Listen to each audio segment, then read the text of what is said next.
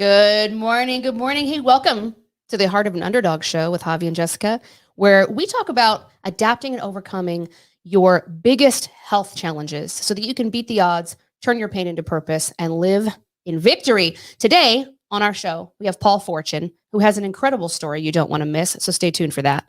And also remember to subscribe and share this episode with your friends and family. You could always download all of our episodes at heartofanunderdog.com or on your favorite podcast platforms. If you want to catch us live, we are here every Saturday morning at 9:30 a.m. here live on YouTube.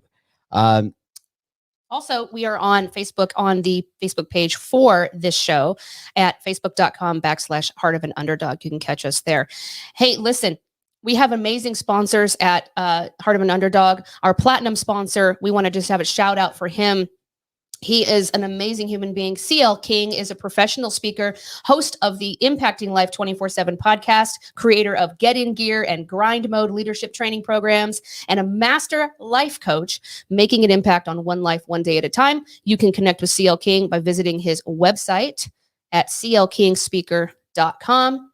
Make sure you go check that out because he is absolutely impacting lives. You want to make sure you get in touch with him. If you want to become a sponsor of our show and support this channel, support this show, the podcast, all of our guests, and the outreach that we're doing here, make sure that you jump over to javiandjessicamadrigal.com and you can sponsor us for as little as $5 a month. You can pick whatever level of sponsorship that works for you. You can sponsor us as a one-time gift. Whatever you're led to do, we greatly appreciate any support you're giving this show and this channel because it all is really part of the mission of impacting lives for better lifelong health. So that's what we're here to do. We would love for you to be a part of that mission. So today, we want to bring out our amazing guest, Paul Forchione. Let me read this bio to you because you're going to love it. Paul was born with cerebral palsy, and it was so severe that the doctors told his mom that he would never be able to walk. Thank goodness for a wonderful mom and a great mindset that wasn't his story. He was able to overcome it and is now able to live a very active life. However, it wasn't easy to get to that point. Today, as a mindset coach, Paul shares his story with his clients to help them rewrite their own stories to go after their true dreams and their desires. We are super excited to have Paul on our show. So join me in welcoming Paul Forchione to our show. Hey, Paul. Hey, Paul. Hey, guys. How are you? Good. How are you? I'm doing well. I'm excited to talk with you guys this morning. Yeah, we've been looking forward to this. I see that you've done tons of interviews. I've seen those. I just was super excited to have you on and talk about, not everybody has the opportunity to be battling something their whole lives. Yeah. So it really is a different mindset. And the fact that you're taking that and helping people with it is just absolutely outstanding. So we love people like you. We love talking to people like you. So first things first, tell our audience who you are. What do you do? Where do you live? What's life for like for Paul? Well, I'm in Southern California, Long Beach, California. Born and raised there. Love the weather here, so it would take me a lot to move out, but you never know. You never know. I leave it open, but right now I love being in Southern California for that very reason. Is you can't beat it. My plans never change. I always can do whatever I want. I don't have to worry about the rain or the heat or anything like that. It's pretty constant, 75 degrees in Long Beach all the time. So really loving that. Like you said, I'm a mindset coach. I help people rewrite their stories and take control of their lives. Take back their life pen and write the story they want for their lives, not for anybody else. If somebody doesn't have their pen, they need to take back their pen because it's our story to write and our story to write alone, not for anybody else to write for us. Man, I love that. That's powerful. We just need to record that and just play it on a loop for if anybody's wondering how to get lifted up today. It's just I got to play Paul just over and over. You know what I'm saying? Yeah. But and you're so right about California. It's we all want the constant 75-degree weather, but I'm if there could just be a 75-degree, I talk about that. He goes, babe, that's California. And I'm like, okay, so expensive. That weather's so expensive. Yep. Pay for it. You definitely pay for it. Comes at a price. At a price. That's why so many people are there. And being that he grew up in California too, so he's always looking at me like, I remember it's pretty amazing, and I'm like, you don't have to rub it in. That's why it's cheaper to live in Montana, because no one wants to really be there. Sorry if you're in Montana, if you're watching, but it's true. Beautiful in Montana, though. Yeah, it is. It's absolutely beautiful. But when you get there and it's 20 below, you don't want to be there. No, thank you. Yeah, no kidding. I'm such a weather snob. I grew up in Oregon, and so everything's mild. Like the winters are mild, the summer everything's mild. So fall around now, it was always like my favorite time of year, because so when I go live anywhere else, and we've lived to other states and things, and I'm like, oh, it's so extreme, and he's like, God, you're such a weather snob. And I'm like, I'm sorry, I grew up with mild weather. I'm like a mild weather person. Yeah, Montana's beautiful. I remember a lot of people talking about Montana. I had never been there before. This was a while ago, and I had to go there on a business trip, and I was like, okay, I'll go to Montana. Heard all this stuff about it. Yeah, I went there, landed. It was like super early in the morning, and it was 20 below, and I had to go get a rental car, and the ice was just thick. He was like, it's not great, babe. And I'm over there trying to scrape this rental car, not selling it, Montana. Yeah, it wasn't a great trip. Go in the summertime is what you're saying. Yeah. So like when people go and like winter birds or summer birds or whatever, snowbirds they're called. Snowbirds. I don't know what they're called. Winter birds. Yeah, it's the opposite, right? Yeah, exactly. I don't think anybody wants to travel in the winter to Montana. I think they like to go in the summer. Yeah. They go to Arizona. Yeah. Yes. Florida. So Paul, I usually ask, what was life like before this hit your life? But that for you, it was just, you weren't born yet. So that's not what life was. So tell us about your story. Tell us how this all, what was your childhood like? Like what were the things that you remember going through, and how was it, to kind of grow up with this? So for your audience, if they don't know what cerebral palsy is, it's lack of oxygen to the brain at labor. And as a result of this lack of oxygen to the brain at labor, it can leave one side of the body paralyzed. It can affect your speech. And this is permanent. These things do not go away. Okay. So when I was born, I wasn't moving the right side of my body very much. And naturally, my mother was very concerned about that. So she took me to the doctor to get testing done. And after numerous tests, it came back that I did suffer from cerebral palsy. And the doctor at the time thought it was so severe that they thought I would never, ever be able to walk. And it would be a good idea when I got to a certain age to get me ready to be in a wheelchair, because that was going to be my life going forward. Wow. Well, what a horrible thing to hear as a parent. You're like, yeah. Oh, I couldn't imagine what my mom was going through at that time, but she's a wonderful, wonderful, wonderful person. She didn't go with that diagnosis. She got a second, third, fourth, fifth, found a physician that was willing to help me. And with this physician's help and me doing physical therapy, 5 to 6 times a week, I was able to walk at age 3. Now, I don't remember it, but obviously that was a huge feat when these other doctors thought that wasn't going to be possible for me. That's amazing. As a mom, I'm like, did she go back and tell those other doctors that you can walk now? I think we did. I think the first doctor, I think that she brought me to him and saw, and he was impressed. Yeah. Impressive for yeah. Well, and I think a lot of times, to be honest, even with we're talking about over here, heart disease for our family, but it's the same for many families. I think most doctors are they're not really going with what's possible. They're never really talking to you about what's possible. They're talking to you about what's probable with most of the people they've seen. And it's such an interesting thing to me, because they're really just leaving it up to whether you're that kind of person or not. They're not saying, hey, you could do this if you really wanted to. No, they're not going to push you to really go outside your comfort zone. They're just like, well, you probably should prepare yourself for the worst. It's like, wow, thanks. And so when you find a doctor that is like, oh, no, we can see what's possible here. I mean, if we could take a shot, I mean, what are we going to lose? And I love that mindset, because it takes leaders like that. It takes doctors and practitioners like that to just say, well, what are we going to lose? Let's try it, and then see what's possible. And that possibility thought process is such a huge game changer. Well, I think you're right. I mean, again, we don't bash our physicians here on this show, but the truth is, and in any profession, when you're so focused on what you specialize in, okay, and you're doing it day after day after day, you only can see the science. You could only see the probability, and you don't see the human factor. the human factor, the will. In your case, your mom's will to give you a normal life, right? And she was determined. She was determined to give you the best possible life. Unfortunately, many doctors they don't think of that way. They think, well, I can't give you false hope. That's what they think they're giving you. And then they're not going to give you false hope and then move on. They don't. A lot of physicians, see a lot of different patients, a lot of different cases, and it's just one thing after another. And so when they see someone like you at that early of an age, they're looking at probability and rather than hope, and looking at other possibilities.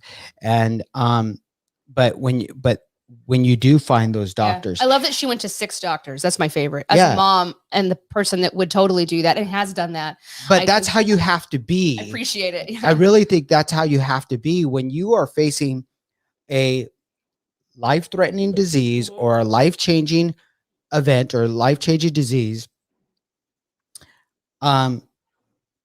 If you want to fight this, you have to go after it and find the answers that are there for you.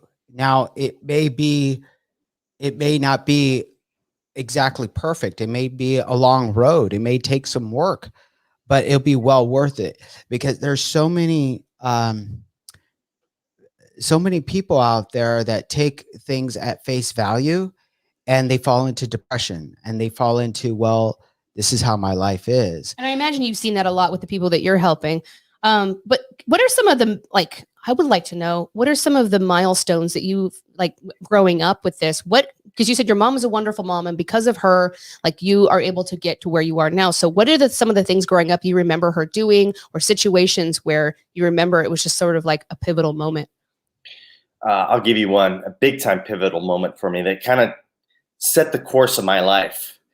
When I was about 5 or 6 years old, at the time, I probably could run, 25 yards at the most, where I had to stop. My leg would pretty much give out on the right side. So I basically was standing there playing soccer, and these other kids are, basically running around me playing soccer. And I remember going to my mom saying, this is ridiculous. I don't want to play soccer anymore. I'm basically standing there. I'm getting teased. I don't want to do this anymore. And I remember what my mom told me. She goes, Paul, if you don't want to play soccer anymore, that's fine. But you need to honor your commitment.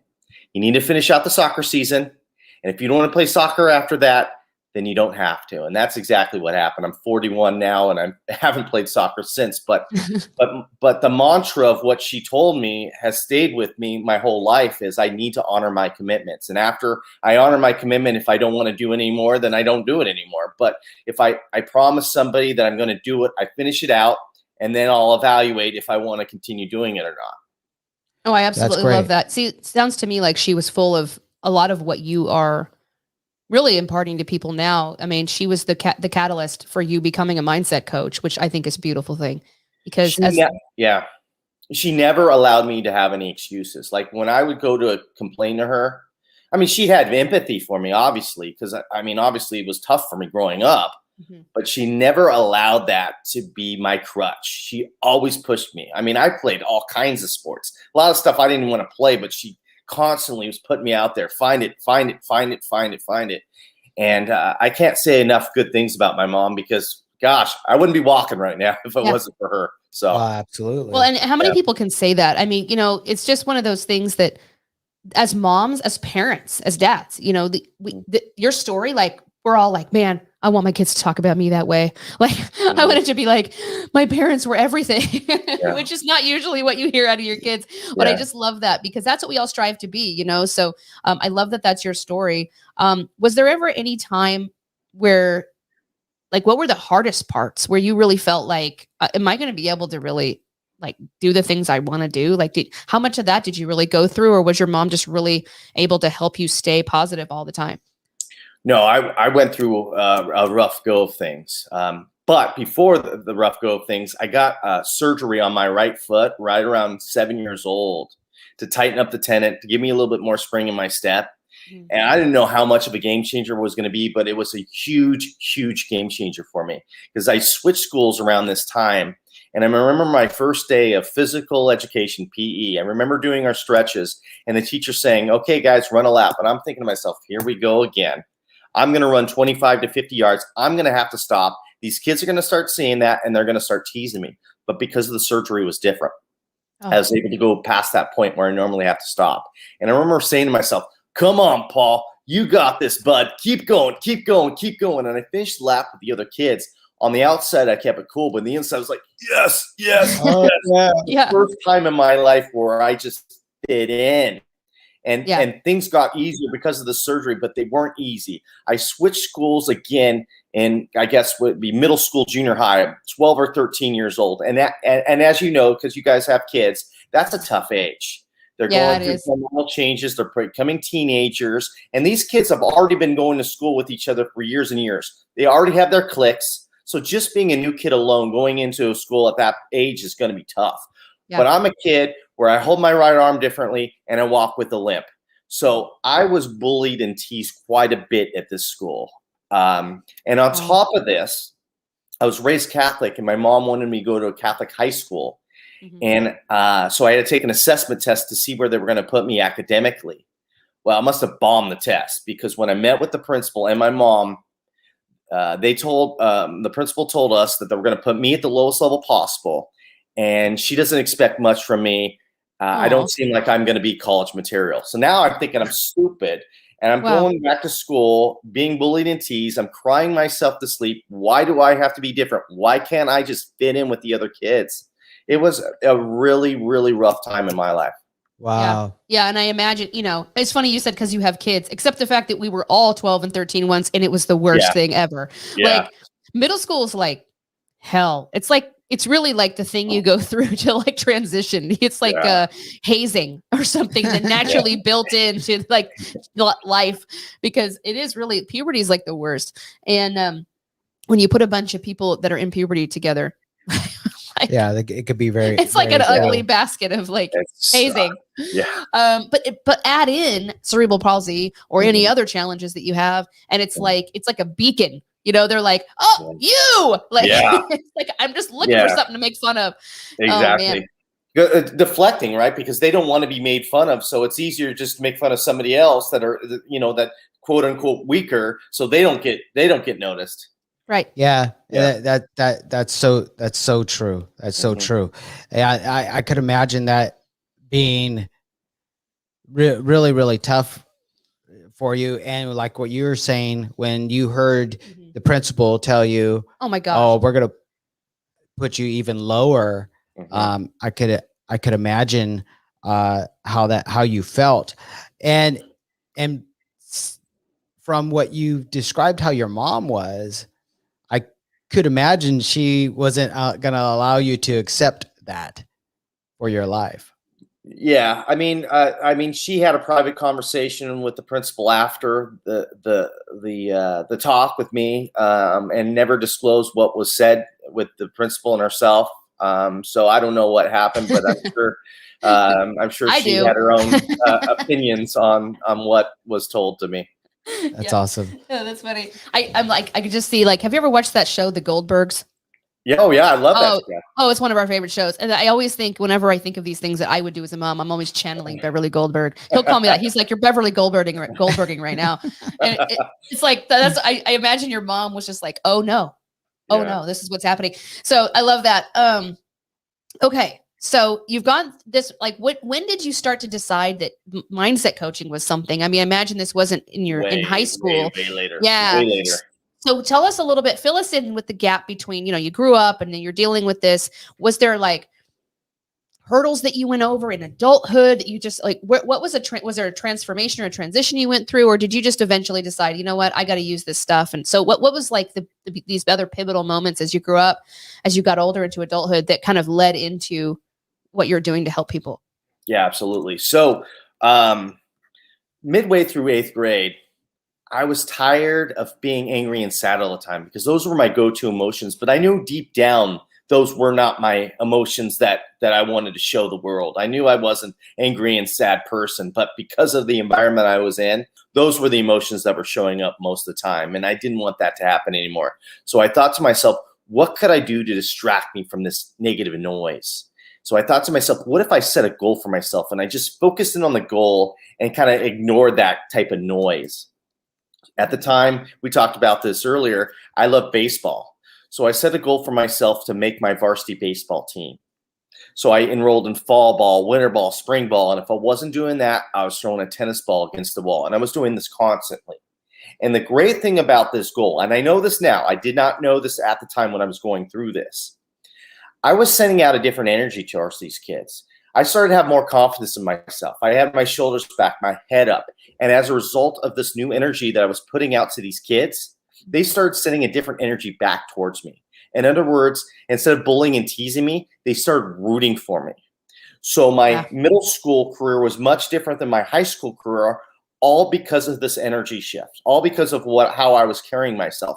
And that alone is a win. But the cherry on top of that, the cherry on top was I was able to make my varsity baseball team as a junior and a senior. And my senior year, I was able to pitch a 3-hit shutout, and they poured the Gatorade on me, and I felt so alive. Oh. Wow. Oh, that's amazing. And so I want to focus on something you just said. That's a great story. It is a great story. That has to. And Gatorade. And I see the movie. Yeah, I do. Have we made a Paul Forchione movie yet? Because it's coming.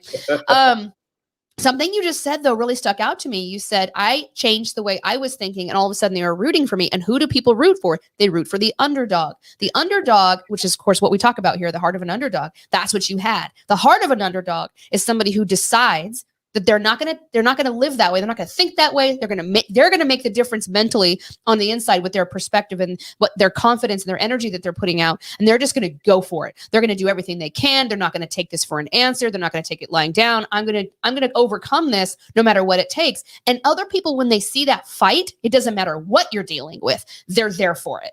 Like that's the spirit in a human being that people are they just gravitate towards. And so now it's like people can win all day long that have no challenges whatsoever, and people root for them and they're like, he's a winner. But when you're a winner, when you have major challenges or things that are against you, when you're coming from behind, man, there's nothing better than that. People are like, yes, like they just root for you.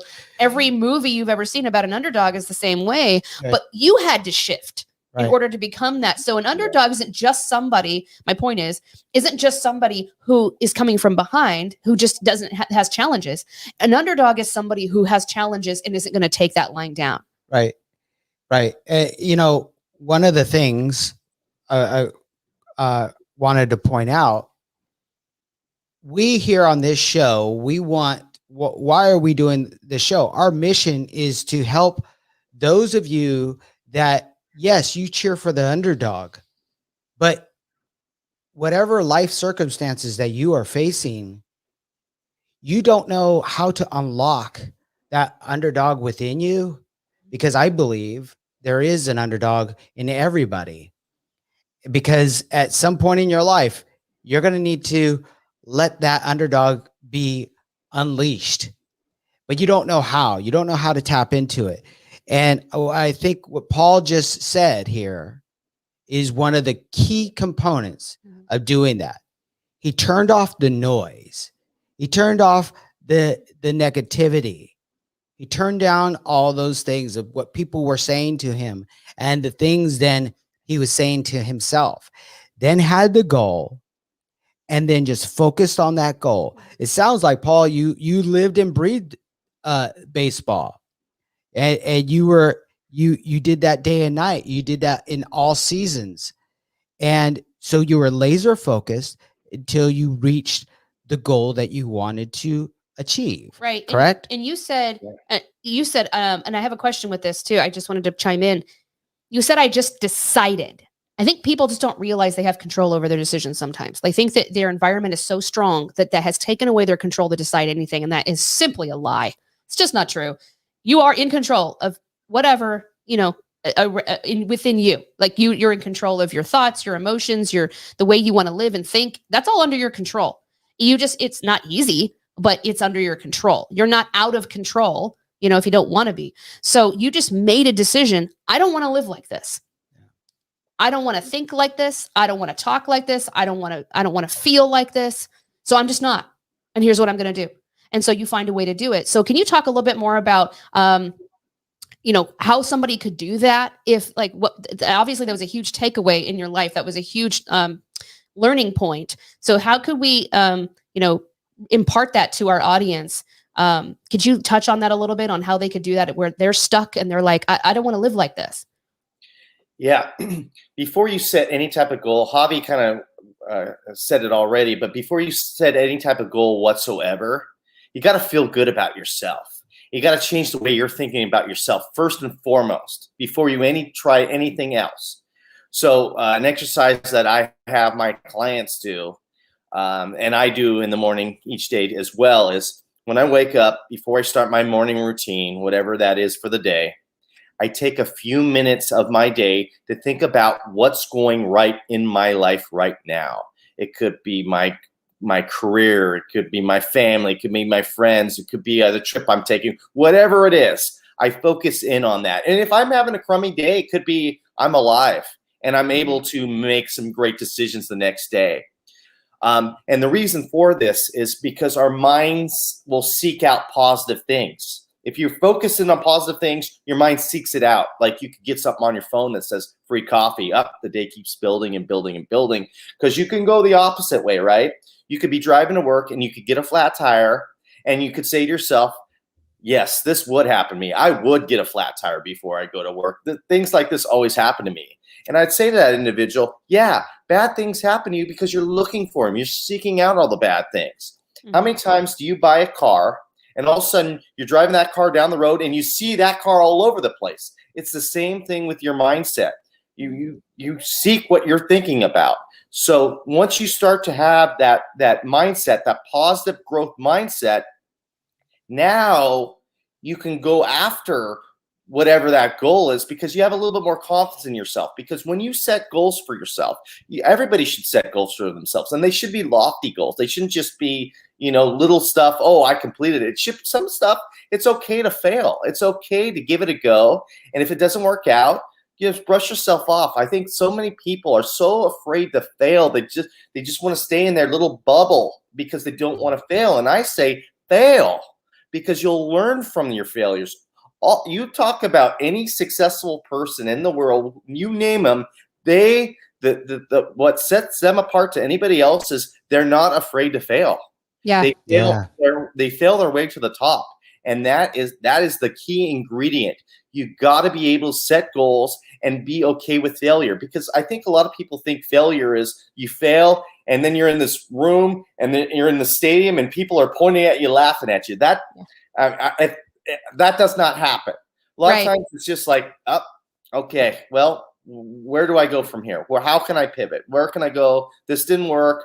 What did I learn from it? Let's move on. It's not this grandiose thing where you're in the middle of an arena and everybody's laughing at you. That just doesn't happen. Well, that happens in our dreams, right? In our heads. Yeah. We're in the middle of the stadium. Everybody's laughing at us, and we're naked. Yeah, exactly. No, one of the things I love what you just said, fail your way to the top. Yeah. That is great, man. I feel we have a coach today. Yes. Coaching the coaches, and that's just great. And I love one of the things about failure, I think, alongside the arena, a metaphor that you were just using, one of the things that just came to me just now, but what we think failure is that it's a reflection of who we are, which is not true. I think when we fail at something, like when you're a kid, I always use this metaphor because it's so absurd, but it's absolutely true. When our kid is learning to walk, and they fall down over and over and over and over, it doesn't mean they're a bad person. It's not like, well, you failed at walking, you're just a terrible person. Like you're pointing at your toddler, terrible person, you suck at walking. Like that's not, it's just a matter of learning something and trying different ways to do it. And then it means that you failed at a process, which is part of building a process. I mean, anyone who ever invented anything had to fail all the times except once. I mean, they only succeeded one time. Okay. So 99% of the time they were failing to the top. That you have to fail to weed out the things that don't work, to eliminate the variables that aren't going to work. And so, but we take it on as a personal attack on ourselves. We're like, oh, I'm a failure. No, actually, if that's how you're going to look at it, then everyone is a failure, because everyone every day does things that don't work. There's something you did today that didn't work. Well, why are we picking on ourselves so much? Like, it's just a process of elimination, trial and error. We always talk about trial and error. Trial and error is failure. But we're okay with saying trial and error, because why? It doesn't feel like an attack on ourselves. But failure, somehow this stigma comes with it, where we think, oh, it means it's who I am. And failure actually has nothing to do with who you are. It has to do with a process of trial and error. So it just occurred to me while you were talking that's part of that whole arena, people laughing at you and stuff. Because why? That's such a personal attack on yourself. And so I don't know. It just came out of nowhere. It came into my head, and I just realized that that's part of why. Yeah.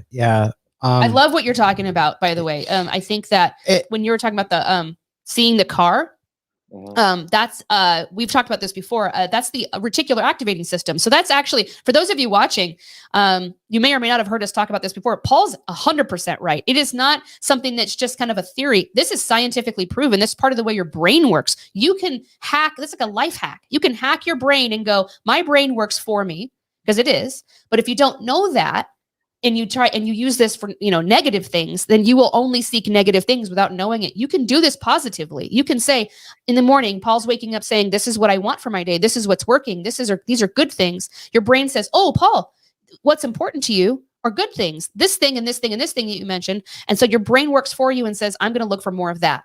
So you're absolutely right. I love where you're going with this. You know what, Paul, I think, man, I meant what I said just a little while ago, that you're really coaching us. We know this. We teach this too. Yeah, but you need to be reminded. But sometimes even coaches, even leaders, because we're on the front lines, we also need to be reminded of this. You guys out there watching this may know this, but what Paul has done here is he made it part of his routines. This last week, we were talking about routines, setting routines for ourselves. This is one routine that I think that we all need to adopt, that you get up in the morning and this is what you do. Without fail, you do this to set you on the right footing. Because to be transparent, you and I, we've had a tough week. It's been one of the a tough week, hardest weeks that we've had to deal with in a long time. And, you tend to want to feed into the failures of the day. And you start to remind yourself, oh, that failed and that failed. Pretty soon, all you see is failure. When yesterday it was a great success. So I thank you so much for just reminding us of this, because that one really simple technique, it's something that it's powerful, that we could do. All of us could do very simply. And maybe your life is a little chaotic right now. It's kind of hard to find out, what's going right, but you need to really just focus on a few little things. Yeah. Start yourself off on a few little things. Hey, you got to start with a mustard seed. You know what I mean? Yeah. Hey, so tell me more about when you decided to be a mindset coach. So what was the build up to that? What were the events in your life or the triggers for, like, hey, this is what I should be doing? What led up to that? Absolutely. Okay. So, I graduated high school, and baseball was pretty much over. And I really started to think about what that principal said to me years earlier about not being college material. Because all through high school, I kind of fed into that narrative. I thought, what's the point? I'm not college material. Just do enough to be eligible to play baseball and move on. Don't waste your time. And I thought, wow, I became a varsity baseball player in high school. When I made that goal, I thought it was near impossible. The only reason why I made that goal was to ignore the noise. That was the only reason why I really did it. But I really started to get into it, and I started to get successful at it. But at the time, I'm thinking, not going to happen. Somebody with cerebral palsy, not going to happen. But I did it. And I thought, well, if I could do that, why can't I set another goal to say that I am college material? Yeah. So I enrolled into a junior college because that was the only place that would accept me at the time. I got myself a math tutor. I got myself another tutor. I went to the math lab. I did this 6 times a week because I needed to, because school never came easy for me. But I needed to do these things necessary to increase my grade point average. And as a result of all my hard work, I was able to transfer to a four-year university where I was able to graduate. And I so wanted to go back to that principal and say, see, you're wrong. I was college material. Yeah, But, absolutely. But I, you know what? I think back, and I should probably thank her, because her voice was playing in my head all through college, saying that it was not college material. And that was helping me motivate me to hit the books hard. It was like, I'm going to show her that I am college material. So in the end, maybe that was her goal all along. I don't know, but I've forgiven her, and I thank her for giving me the motivation to hit the books as hard as I did and be able to graduate from a 4-year university.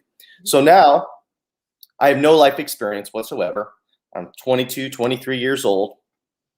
I have this family friend who's the CEO of a small bank. And he decides to hire me. And I said, okay, let's do it. So I get in, and nobody wants to talk to me. I'm being shunned. I'm sitting alone in lunch. I haven't felt that way since middle school. And I quickly realized what the issue was. Everybody knew I knew the CEO. So it wasn't because of my talents. It's because who I knew. So what they were going to do is they were going to chew me up and spit me out, because I did not belong there. And I thought to myself, well, I'm going to prove them wrong. So I had a good attitude. I didn't complain about the workload. And from afar, I was observing what the top loan officers did on a daily basis, because they didn't want to talk to me, but I wanted to see what they did. And I remember my first day of wanting to go out in the field to get loans for the first time. And my family friend stops me and goes, what are you doing? I'm going out. I'm going to get loans. And he's like, no. You are not ready. Let's get you some more training, and then we'll get you out there. And I'm like, no. I got this. So he was right. I went out and I fell on my face for months and months and months. Clients were beating me up. I had no idea what the heck I was doing. But slowly but surely, I started to figure out value I could add to the clients. And I started getting loans and more loans and more loans and more loans. And then 2 years later, I became a top producer at this bank. And the people that didn't want to talk to me when I first got there are now coming to me with questions on how I was able to turn things around at such a short period of time. And things were really, really great in the mortgage industry. And then 2008, 2009 hit, and the economy tanked it. And I would get a job in the mortgage industry, and the whole company would go belly up. And then I had to get another job, and that whole company would go belly up. And this happened 3 or 4 times where I would get laid off, and I was really losing the luster of the industry. But I remember one of the last places I was at, they brought in this motivational speaker to kind of pump up the sales team, get us excited. And the guy blew me away. The guy was tremendous. And after the presentation, I made a point to talk to him, to tell him how great of a job he did.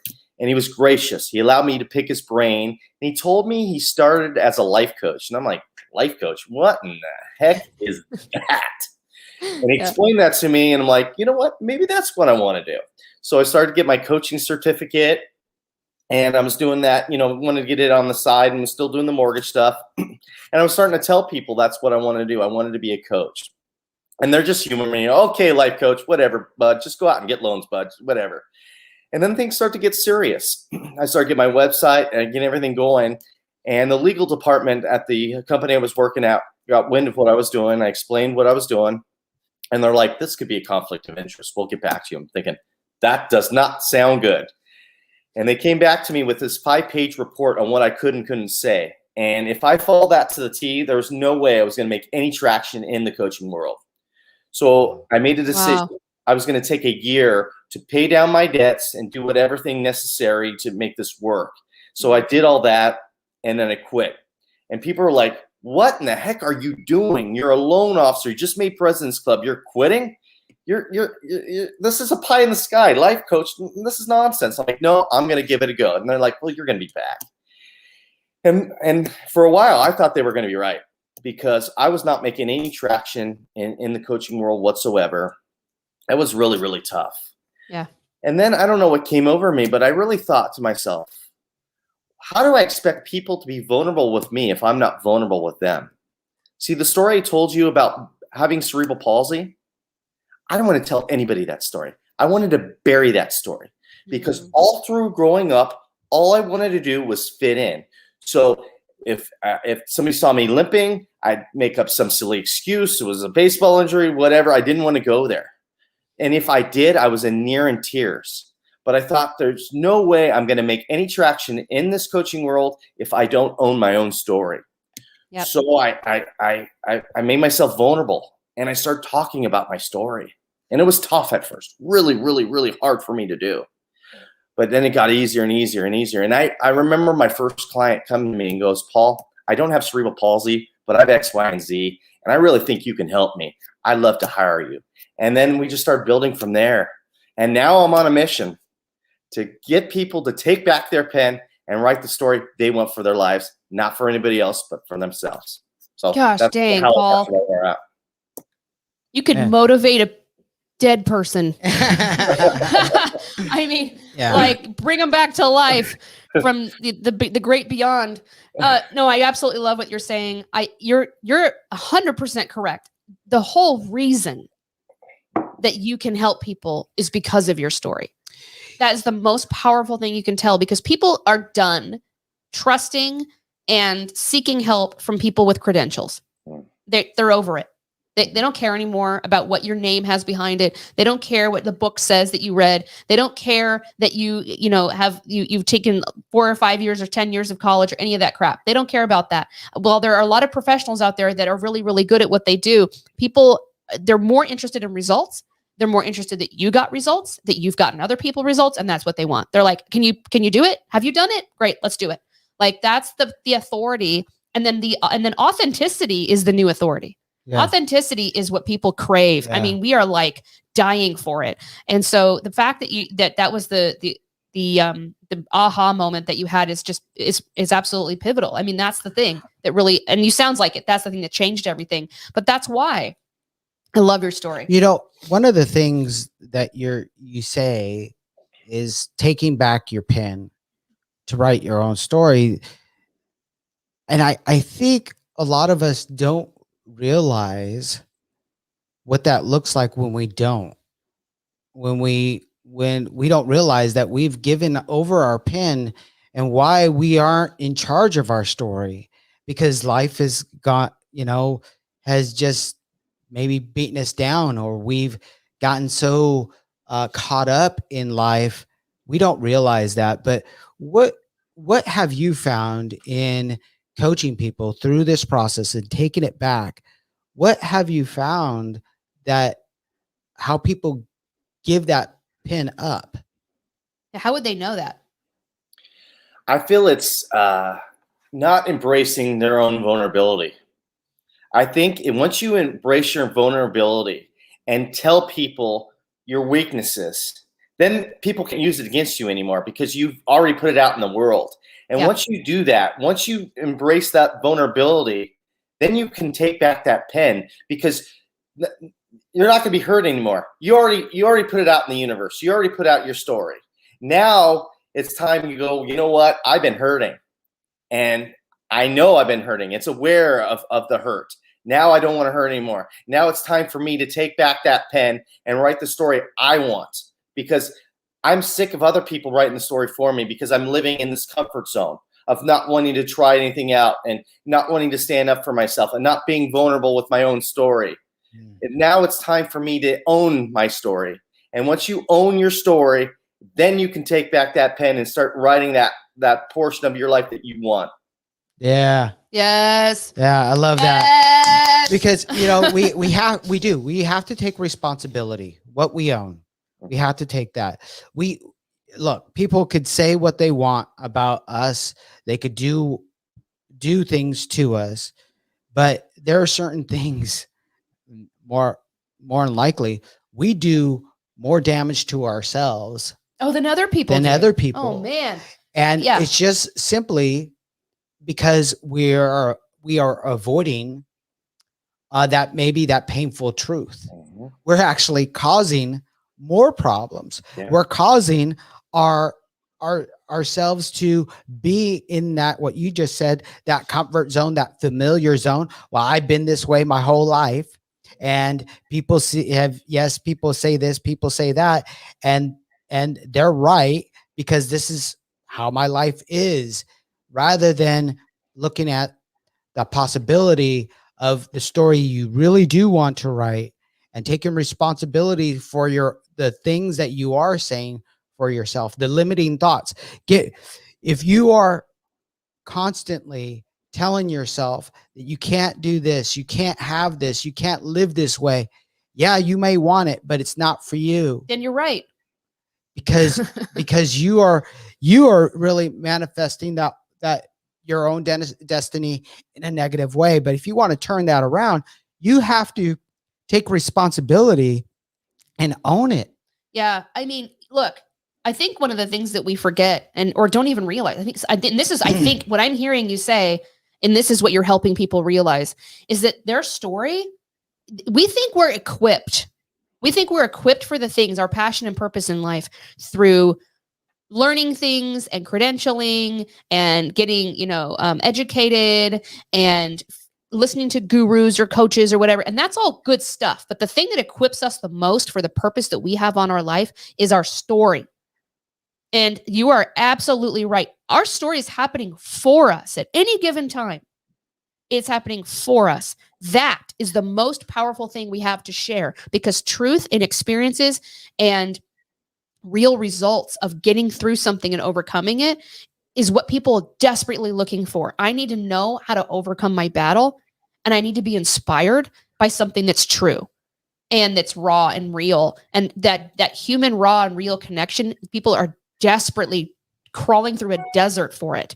And so when you have that in your back pocket and you're hiding it and you're not sharing that with people, and you're not saying, you know what, I'm going to own this truth and just say, you know what, this is the thing that makes me the most powerful impact on someone's life, is that I've been through this, and that the whole reason I was the person who went through this is so that I can impact those who are going through it now, and I can make a difference. But instead we put it in our back pocket and we say, no, I'm going to go out and get an education on something, and then I'm going to be the one that they actually trust and have authority, and they don't know that you understand them. And the fact that we can resonate with someone is more powerful every day of the week than that we have an education on something, because people just don't care about that anymore. They want to connect desperately with other people. They want to feel seen and understood. So your story is the most powerful thing. So the work you're doing, Paul, is so important. And I love that your story, which is why you're so authentic, is the whole reason you can. So you're teaching people, you're the model you. And I love your work so much. I love it. Did you find that that there were people that you were growing, you were trying to improve, whether it was back in high school, or whether it was the pursuit of college, or whether it was in the baking industry? Did you find that people saw you accelerating and wanted basically to take back that pin from you? And if they did, when you started to realize that, no, I'm in charge, once you started realizing that, were there steps you took to protect that? What can someone do to protect that? Well, I feel like every stage of my life, somebody wanted to take the pen from me from the beginning, from the doctors telling me that I'd never be able to walk. They were trying to take the pen from me and write the story they thought that it should be for me. And from me in middle school, the kids wanted to take the pen and say, you know, you're nothing. The principal wanted to take the pen and say, you know what, you're not college material. The people in the mortgage industry telling me that I didn't belong there. They want to take the pen from me. People in the mortgage industry telling me I couldn't be a coach. They want to take the pen from me. So all through my life, people wanted to take the pen from me. And I don't really have, a magic wand to tell you how you should do it.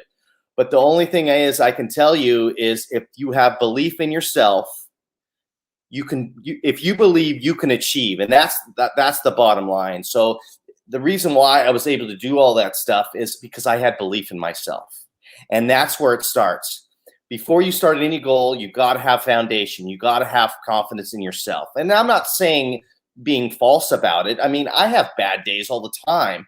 I get angry, I get sad, and I'm not telling people to suppress their feelings. If they're angry and sad, they're human beings. They have a right, you have a right to feel that way. But there's going to be a point in your life where you're going to say to yourself, I don't want to be angry anymore. I don't want to be sad anymore. And that goes back to what I talk about is the gratitude practice. What is going well in my life right now? Once you're at that point, then you can start to change your mood. I'll go, okay, all right, you know what? My health is good. So I'll focus in on that. And slowly but surely, your mood's going to change and you're going to focus back in on what you want to do. But it all starts with your mindset. That's number one. And that's what the theme of my life has been, is my mindset. And again, there's no magic wand, and you have to go through some stuff, and everybody's going to have to do it. So, well, and what would I don't you know if say? that answers your question. No, that's great. But I have another question to piggyback on that then, because knowing our audience, right? Mm-hmm. And most people, okay, Paul, that's cool for you. You believed in yourself and that's really great, but I'm not even there. Like, how do I get to believing in myself? So what would you say number one, how would somebody move into that if they don't believe in themselves? And number two, for you, what was it for you that made you into a person that believed in yourself? Would you say it was, your mom, or your faith, or your experiences, or your having to go through adversity? Like, what was it that got you to believing in yourself? And what can someone do if they're just like, yeah, that's not me though. I don't believe in myself. How am I supposed to do that? Well, the thing, answering the question about the person that worked for me but doesn't work for that worked for me but didn't work for them. Stop looking at Mount Everest and going, this is high. Just look at one small step that you can take, very small. And then you take that step. Okay, great. What's the next small step? I'll take it. And all of a sudden you start building momentum, and all of a sudden you're halfway there. And then all of a sudden you're at the top of the mountain. And it's all taking those small steps, because what happens is you get motivated. You're like, oh, that small step was pretty cool. Let me take another one. Don't overwhelm yourself. Just take a small step. It could be just getting out of bed. Some people are so depressed that they don't even want to get out of bed. And just getting out of bed might change them just slightly. And they're like, okay, I got out of bed. Okay, the next thing is take a shower, whatever it is. I'm kind of exaggerating a little bit, but it's just that small step. Don't overwhelm yourself, and be patient with yourself. Don't expect to be at the mountain in a month or a year, whatever. I mean, like, it took me so long to get any traction in this coaching world. I wasn't going to give up on myself. I mean, I took away that ego. I mean, I was, for a while, just to make ends meet, I was doing Uber, doing delivery service, just so that I could stay in this business. And it gave me the flexibility of, if I had a client call, I could just do some Ubering, and then I could go back and do the client call. So it's all about putting that ego in check and doing what you need to do to get where you need to go. But I mean, this process of me in coaching wasn't overnight. And I just had to have patience with myself, which is not an easy thing. There was a lot of times where I was doubting myself, but I just didn't try to overwhelm myself. I just thought, what's the next small step? I love that. That's that 1% better every day. Mm-hmm. And, giving yourself the grace to just be a human being who wants something bad enough, and just saying, why couldn't I do it? Especially if I'm going to do one step every day. Right. That's really changing. We've said this before, very similarly. It's just quit looking at the big thing, like you said, but you're really taking these obstacles and making them stepping stones. Really taking what you think that is holding you back, that thing in front of you that's holding you back, and really using it and realizing that it's not what's holding you back. It's actually what's going to get you to the next level, to the next thing, to the next thing. And then pretty soon you're up here, you're right. And you're higher and you're more successful than you were yesterday and last year, and really just taking it one step at a time. Oh, I agree. So this is what I would like to do. First of all, you've really motivated me to think differently about some things that, even though, like, again, coaches need coaches, right? And especially us sometimes, because we're so busy taking care of everybody else that we forget the things that we need someone to inspire us back, right? So you've really done that for me today. Paul, thank you so much for being on with us. I want to know a couple of things. Number one, where can people get a hold of you to work with you, to understand what you're doing, to learn more, and then to ultimately see if this is something that is a good fit for them? Yeah, absolutely. So there's two ways to get in touch with me. One is through my website, a call to action.coach. I have a free guide on there on how I was able to rewrite my story, how you can rewrite your story, and how you can maximize your day. It's free on my website. You can go on there and get it. And secondly, I developed a Facebook group called Rewrite Your Story, Take Back Your Pen. And it's a space for people all over the world to come on and share their stories with support, no judgment. We do meetup groups once a month. We interview different people. It's a great community. So you can get involved in that way. And like on my website, it even has my cell phone on it. So you can even, call me or, set it up through my website. If you're old school and you just want to call me, I can do it that way. Or if you want to set up an appointment with me, whatever, I work, however you work. Everybody blow up Paul's phone. Do it. Yeah. Hey, listen. Go for it. Do it. Yeah, I was going to say, hey, listen, text him like all of your problems. No, but listen, you guys, get a hold of Paul. And his Facebook group is at facebook.com/groups/keep your pen, and jump in there and tell your story. If you don't know where to tell your story, this would be the first place to do it, because there is no judgment. It is a bunch of people and a community of people that are like-minded or just trying to do this. And I would say definitely reach out and see where this is a good fit for you. You can also find Paul on social, Facebook, Instagram, LinkedIn, YouTube. Paul Forchione. You can see him. He's had all kinds of interviews all over YouTube. His story is powerful. And I just encourage you guys to reach out. Of course, for you guys, I'm going to be dropping the links to all of his social and his websites and things down below in the description, so you can get it there. Make sure you check that out. So Paul, give me 60 seconds of what would you tell somebody who doesn't understand, they're stuck and they're like, Paul, I have a story, but I've just been sitting on it. I just don't really want anyone to know.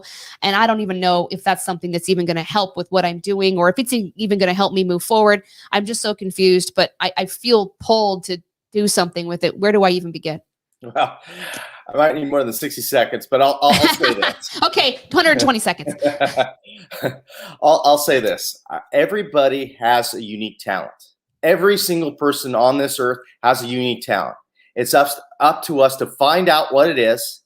And once we find out what it is, it's up to us to share with the world what it is. If you believe, you can achieve. Yeah. That's right. And you know what? You want more than that? You want more than 60 seconds? You got to get a hold of Paul. He's given you his phone number, you guys. I wouldn't waste that opportunity if it was me. So, I'm going to be jumping into your group more too. I think that, especially after just getting to know you better, sometimes we just know people, on Facebook and on social, on YouTube, whatever, and we don't really get to have the time to get to know these people. And now that I've gotten to know you, like, now I just need to go hang out with you. That's it. Right on. I'm like, I feel bad today. I'm going to go hang out with Paul. Yeah, please do. It's so true. Well, listen, thank you so much for coming on our show. Like, this has been absolutely fantastic. I really appreciate you taking the time today to share this with our audience and to share it with us.